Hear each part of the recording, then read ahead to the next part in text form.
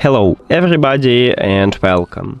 In this video I'm going to show you how to check battery level for your headphones EDIFIER STAX S5.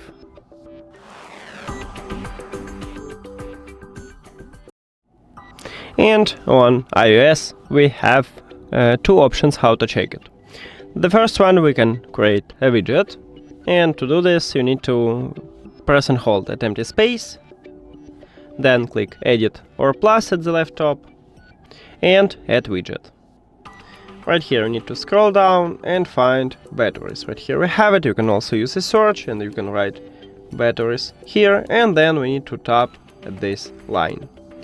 Here is 3 presets, select the best one for you and click Add Widget. And you can check battery percentages right here anytime, but make sure that your headphones turn on and connected with your phone.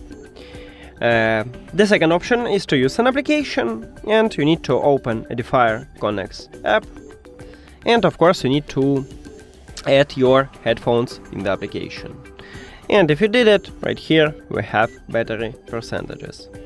That's it. Thank you for watching this video. If you found it helpful, please consider subscribing to channel and leave the like on the video. See you later!